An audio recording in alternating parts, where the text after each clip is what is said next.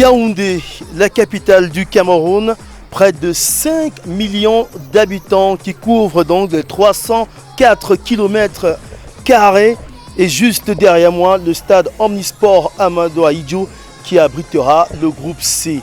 Cette ville est le cœur de la compétition puisqu'il y aura donc 2 stades ici, 2 groupes pour cette 33e édition de la Coupe d'Afrique des Nations.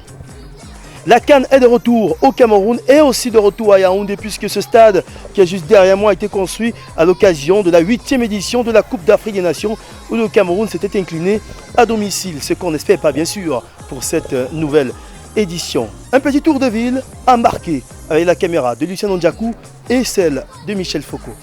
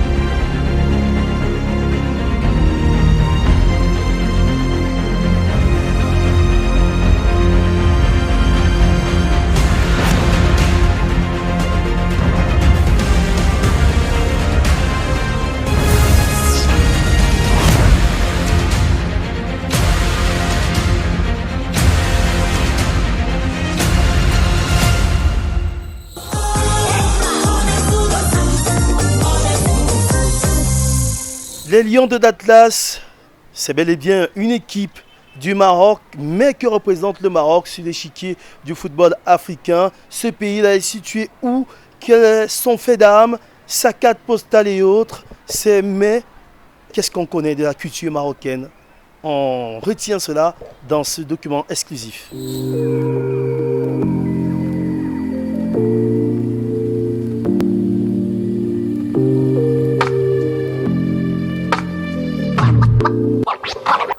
Le Maroc, pays d'Afrique du Nord sur le littoral de l'Atlantique et de la Méditerranée, se distingue par ses influences berbères, arabes et européennes. La médina de Marrakech, quartier médiéval aux allures de labyrinthe, est un lieu animé avec sa place Djema El Edna et ses souks ou encore marchés vendant de la céramique et des bijoux de part et d'autre. La capitale, c'est Rabat, mais la plus en vogue, c'est bel et bien la ville de Casablanca. Cet empire chérifien est dirigé par le roi Mohamed VI.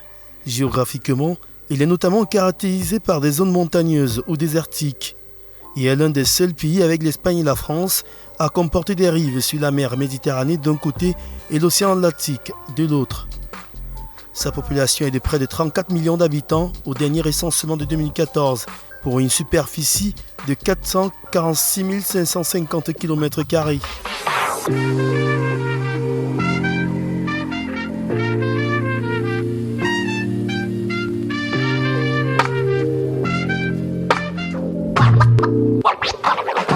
Les Lions de l'Atlas est le surnom de l'équipe nationale de football du Maroc, dont la fédération a été créée en 1916. Le premier match officiel a eu lieu en octobre 1957 et ce match nul face à l'équipe d'Irak, 3 buts partout. Vainqueur de la Coupe d'Afrique des Nations en 1976 et finaliste en 2004, le Maroc va prendre part à sa 18e phase finale de Coupe d'Afrique des Nations en terre camerounaise.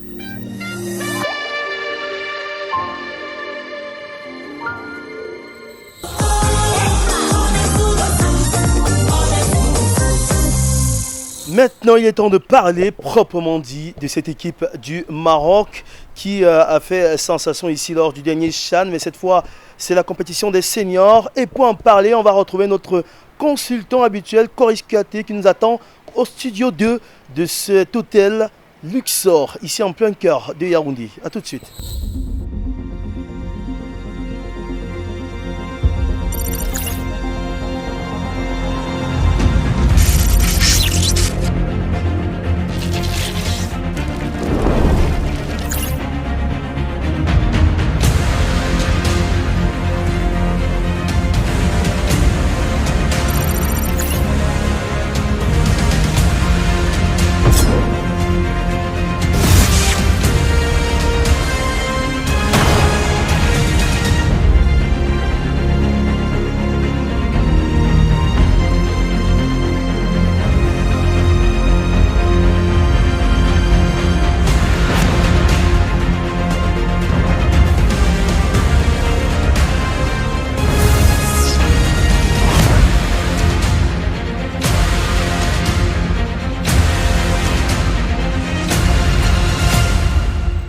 Parlons de ces Lions de l'Atlas de long en large avec notre consultant habituel Coris. Bonjour. Bonjour Marc, bonjour à l'ensemble de nos téléspectateurs. Alors, le Lion de l'Atlas, 28e nation au classement FIFA dans ce groupe C avec le Gabon, le Ghana et les Comores d'entrée de jeu. Est-ce que le Maroc peut porter cette tunique de favori du groupe? Non, il faut dire qu'au regard de l'expérience des équipes présentes dans cette poule, on peut sans embâche dire que le Maroc a toutes ses chances pour passer ne serait-ce que le premier tour. Parce que dans une poule, nous avons le Ghana, le Gabon, et on parlait tout à l'heure des Comores. Il faut dire que les Comores sont là juste à leur première participation en Coupe d'Afrique, contrairement à une équipe marocaine qui est là pour la 18e fois. Pour la 18e fois, donc vous comprenez que c'est une équipe habituée à cette compétition. Donc au regard de tout ceci, on peut dire sans embâche que l'équipe du Maroc a toutes ses chances pour traverser ce premier tour. Oui, mais sortie de groupe, c'est une chose. Mais est-ce que vous les voyez arriver au bout de cette compétition? Non, il faut dire que l'équipe du Maroc le plus souvent est annoncée comme favori de la compétition, mais par la suite nous déçoit en quelque sorte. Parce qu'il faut dire qu'en 2019, par exemple, du côté de l'Égypte, on a vu cette équipe survoler le premier tour. Dans une poule, on retrouvait le Maroc, on retrouvait la Côte d'Ivoire quand même avec 9 points sur 9. Mais cette équipe s'est fait éliminer par le Bénin en 8e de finale. Donc c'est une équipe qui est souvent annoncée en favori, mais par la suite nous déçoit en quelque sorte. Ouais, on peut justement le voir en chiffres. Le Maroc a gagné la Coupe d'Afrique 1976, mais depuis 2004, date de sa dernière finale de CAN face à la Tunisie, à la CAN justement du côté de Tunis. Le Maroc a des résultats décroissants avec des éliminations au premier tour entre 2006 et 2015 où l'équipe a très souvent été absente de cette compétition-là. Et puis, lors des 2 dernières éditions, il y a un quart de finale en 2017 au Gabon et un 8e de finale du côté de l'Égypte. Est-ce que Vahid Halilhodžić, le coach, a les coups de franche pour pouvoir faire passer un cap à cette équipe du Maroc? Vous voyez que ces chiffres que vous venez d'annoncer me donnent raison par rapport à mon propos de tout à l'heure. C'est une équipe qui, en 17 participations, n'a disputé qu'une finale en réalité. Parce qu'il faut dire que la Coupe d'Afrique 1976, un peu à l'image de la Coupe du Monde 1950, ça s'est joué sous forme de championnat. C'est-à-dire qu'on a eu 2 poules de 4 équipes et à la fin, les 2 premières équipes de chaque poule se sont retrouvées dans une poule unique pour disputer une sorte de championnat. Et à la fin, on a retrouvé le Maroc en tête avec 5 points juste devant la Guinée. C'est comme ça que le Maroc a remporté cette Coupe d'Afrique 1965 qui s'est disputée du côté de l'Éthiopie. Mais maintenant, revenons à l'équipe actuelle du Maroc. Avec son nouvel entraîneur Vahid Halilhodžić. Il faut dire que Halilhodžić, c'est quand même un entraîneur expérimenté qui a roulé sa bosse, que ce soit dans des clubs du côté de l'Europe ou encore en équipe nationale, en Afrique notamment. Il faut quand même dire que c'est cet entraîneur qui a permis à l'Algérie d'atteindre les 8e de finale d'une Coupe du Monde. Nous étions en 2014 du côté du Brésil. Donc c'est un entraîneur expérimenté. Maintenant, on a également du côté du Maroc un bloc homogène, très très expérimenté, il faut se le dire. Ouais. Avant de revenir justement sur le 11 d'entrée ou probable, cette équipe du Maroc, le coach Vahid qui dirige sa 3e nation africaine dans une phase finale de CAN, c'est sa 3e CAN, après avoir disputé la CAN 2010 sous les couleurs de la Côte d'Ivoire, avec un quart de finale pour la Côte d'Ivoire en 2010. Et puis en 2013, il n'avait donc pas pu passer l'étape du premier tour dans cette CAN en Afrique du Sud, sans oublier la non-qualification à la CAN 2012 avec l'équipe d'Algérie. Est-ce que Vahid Halilhodžić, justement, à la CAN, peut briser briser cette glace qui lui permet de rester toujours en deçà des grandes places de la CAN? Il faut dire qu'au regard de l'effectif dont dispose le coach Halilhodžić aujourd'hui, on peut se dire que le Maroc, honnêtement, a toutes ses chances. Pourquoi? Je le disais tantôt tout à l'heure que c'est un bloc homogène, c'est un bloc composé de joueurs très très expérimentés. Même lorsque vous allez retrouver des jeunes joueurs comme Hakimi, âgé de seulement 23 ans ou 24 ans, mais c'est un joueur qui joue au haut niveau depuis un bon bout, donc c'est un joueur expérimenté. Vous savez que cette équipe aura comme dernier rempart le gardien de but de FC Séville, Oumou, qui fait des merveilles du côté de l'Espagne. On aura certainement à l'axe Saïs qui joue du côté de Wolverhampton. On aura dans l'entrejeu des joueurs comme Marquis de Naples. Donc c'est une équipe quand même assez homogène. On ne peut pas oublier, c'est lui qui nous a fait beaucoup de mal ici au Cameroun. Je parle effectivement de El Karawi qui joue aujourd'hui du côté de la Turquie, qui a longtemps fait ses preuves dans le championnat marocain et également en Chine, même si on n'a pas mis longtemps du côté de la Chine.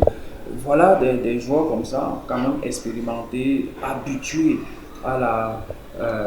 aux grandes compétitions, au haut niveau, qui vont certainement apporter un plus au coach Halilhodžić pour qu'il puisse certainement franchir l'étape des quarts de finale qu'il n'a pas encore eu à franchir avec une équipe africaine en Coupe d'Afrique. Justement, vous parlez de cette composition de départ des Lions de l'Atlas. On pourrait ne pas retrouver ça, c'est toujours on va parler au conditionnel, c'est une probabilité parce que Hakim Ziyech et Mazraoui sont en froid avec le sélectionneur. Pour vous, ça va tenir la route, ils seront là pour cette canne-là? Non, ce qu'il faut dire, c'est que moi je comprends la position de l'entraîneur.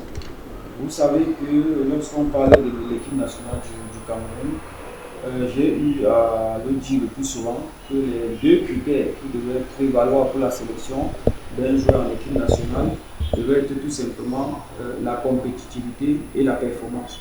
Donc, peu importe le niveau que vous avez atteint à un moment donné, si pour une période donnée, vous n'êtes pas performant, vous n'êtes pas compétitif, on ne peut pas vous retenir pour une sélection comme le Maroc. Il faut se le reconnaître, il faut le dire, Marc, ce n'est pas un secret de professionnel. Il fut une période où Hakim Ziyech a traversé des moments vraiment difficiles du côté de Chelsea. Il a alterné entre contre-performance et petites blessures.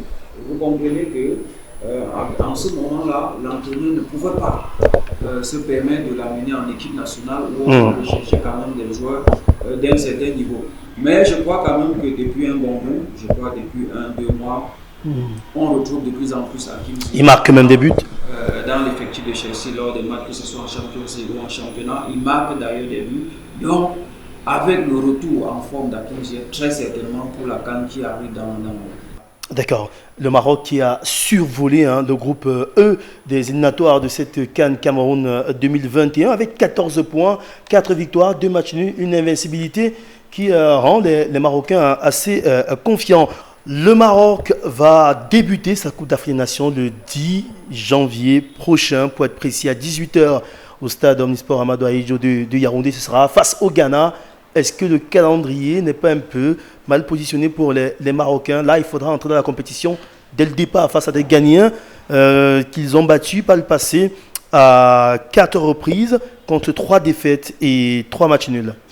Non, mais Marc, il faut avoir une double lecture de cette confrontation. Vous savez, vous pouvez commencer une compétition par l'équipe supposée la plus forte de la compétition et ça vous donne un point de vue réel sur la suite de la compétition. Parce qu'imaginez un instant, lors de ce match que le Maroc s'en sort vainqueur sur le Ghana, ça va ouvrir en quelque sorte le champ pour la suite de la compétition parce que derrière on va retrouver les Comores et le Gabon qui sont les équipes supposées moins fortes de la poule par rapport au Ghana. Donc ça peut être bon comme ça peut être mauvais pour l'équipe marocaine parce que en commençant par une victoire ou bien en obtenant un résultat positif face au Ghana, ça va certainement booster l'équipe pour la suite de la compétition. Mais il faut également dire que si cette équipe commence par une défaite face au Ghana, ça va être très compliqué derrière parce que le doute peut s'installer par rapport aux autres matchs qui vont suivre. Justement, 10 confrontations entre les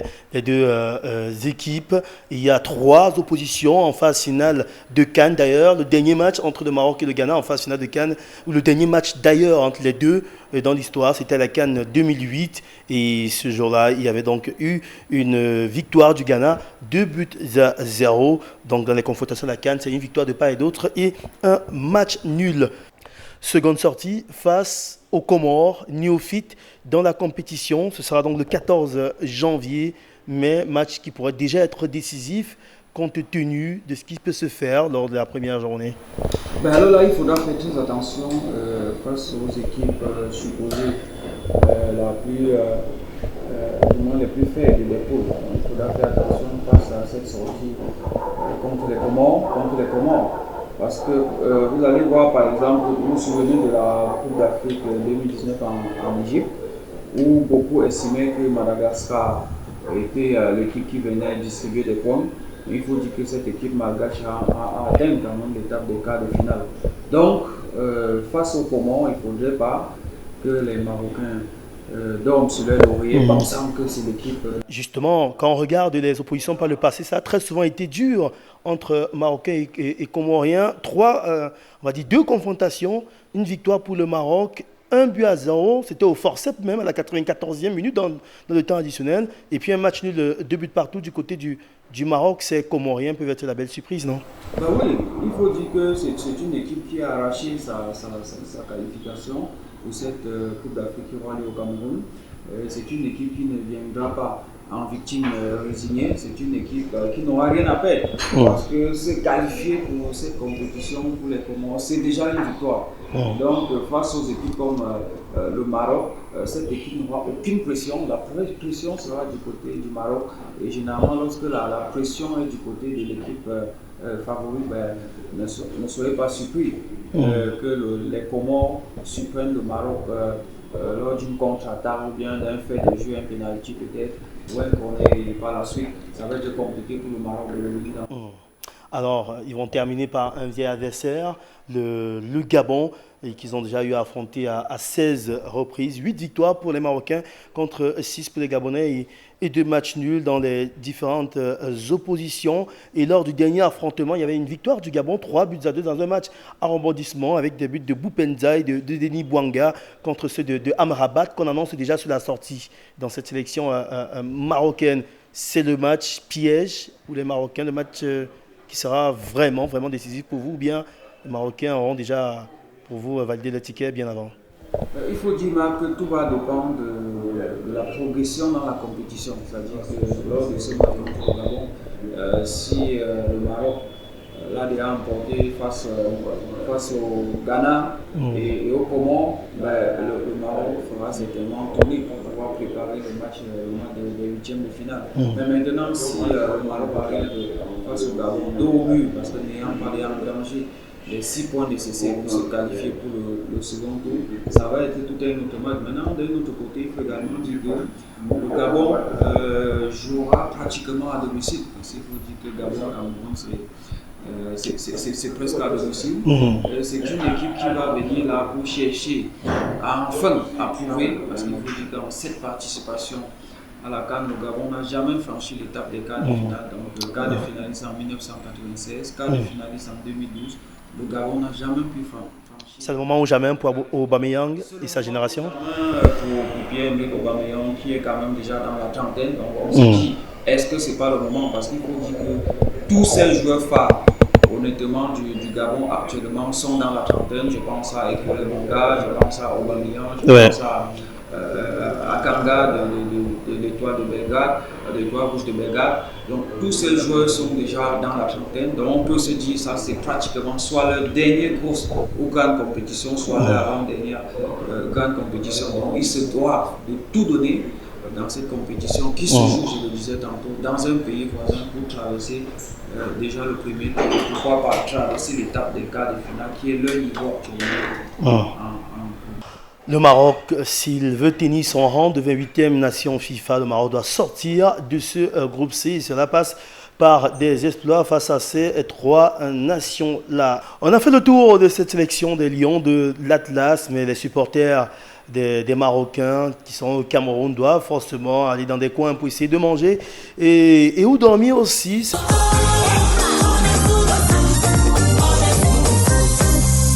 Des histoires et des expériences, la nature nous en donne à profusion et au quotidien. Chaque animal, chaque arbre, chaque son, chaque composante produite en ces lieux égaye les visiteurs de fascination par des idées, par des récits, par des rencontres ou par des paysages retraçant la richesse culturelle dont est doté le Cameroun. Faisons la découverte de quelques-uns de ces sites en commençant le trajet dans la localité d'Ekali 2, située en Balmayo, dans la Mefou, précisément au Parc national de la Mefou. On y trouve une des nombreuses réserves animalières que compte le Cameroun. Ici, on rencontre tout type de personnes toute la journée, mais on y rencontre surtout diverses espèces de primates que l'on dénombre par milliers. Cette réserve est équipée de facilités visant à préserver la vie et agrémenter le quotidien de ses principaux occupants. Mais tout y est également mis en œuvre pour sauvegarder l'intégrité naturelle qui y abonde, tout en la sublimant pour le plus grand plaisir des yeux des visiteurs. On espère qu'on a fait le tour pour vous donner le meilleur des informations sur la sélection marocaine engagée dans ce groupe C, celui du stade Omnisport Amadou Ahidjo de Yaoundé. Rendez-vous demain avec une autre équipe, avec plein de sensations. À bientôt.